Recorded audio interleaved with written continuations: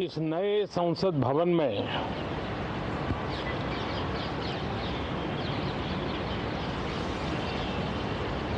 जो पहला सत्र हुआ था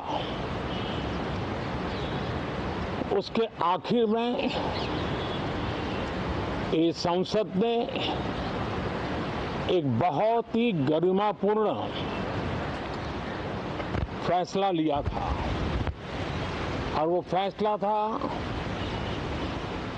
नारी शक्ति वंदन अधिनियम। और उसके बाद 26 जनवरी को भी हमने देखा किस प्रकार से देश ने कर्तव्य पथ पर नारी शक्ति के सामर्थ्य को, नारी शक्ति के शौर्य को, नारी शक्ति के संकल्प की शक्ति को अनुभव किया। और आज बजट सत्र का आरंभ हो रहा है, तब राष्ट्रपति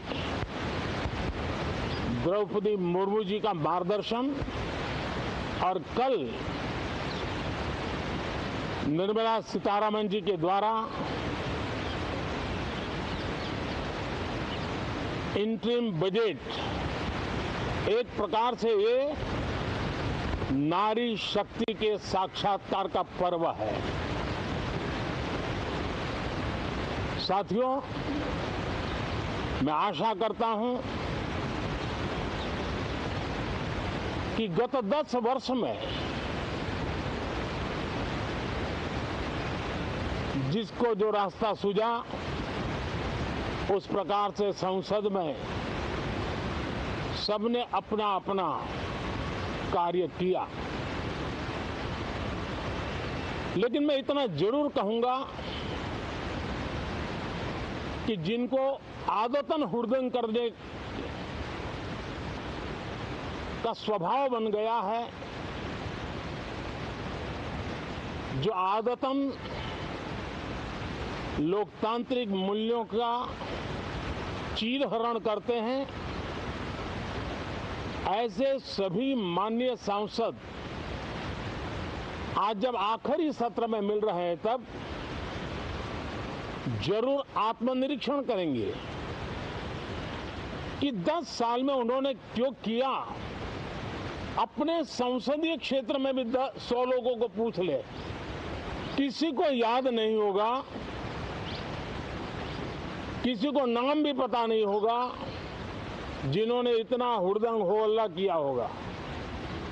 लेकिन विरोध का स्वर तीखा क्यों ना हो, आलोचना तीखी से तीखी क्यों ना हो, लेकिन जिसने सदन में उत्तम विचारों से सदन को लाभान्वित किया होगा, उनको बहुत बड़ा वर्ग आज भी याद करता होगा। आने वाले दिनों में भी जब सदन की चर्चाएं कोई देखेगा तो उनका एक एक शब्द इतिहास की तवारीख बन करके उजागर होगा।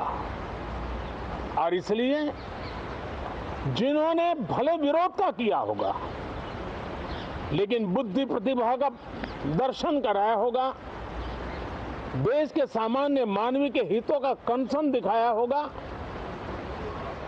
हमारे खिलाफ तीखे से तीखी प्रतिक्रिया की होगी, उसके बावजूद भी मैं अवश्य मानता हूं कि देश का एक बहुत बड़ा वर्ग, लोकतंत्र प्रेमी सभी लोग इस व्यवहार की सराहना करते होंगे।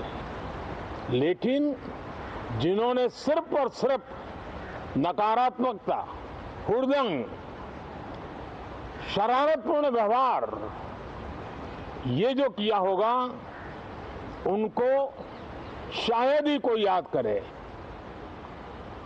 लेकिन अब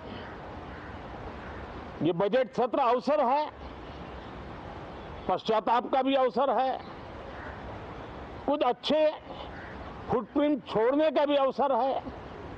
तो मैं ऐसे सभी माननीय सांसदों से आग्रह करूंगा कि आप इस अवसर को जाने मत दीजिए, उत्तम से उत्तम परफॉर्म कीजिए, देश हित में उत्तम से उत्तम अपने विचारों का लाभ सदन को दें और देश को भी उत्साह और उमंग से भर दें।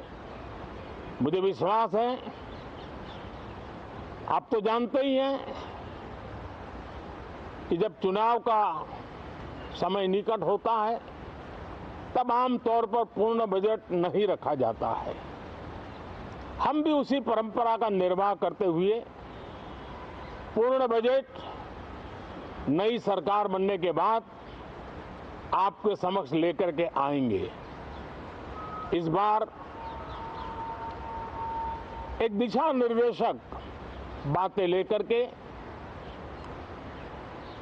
देश की वित्त मंत्री निर्मला जी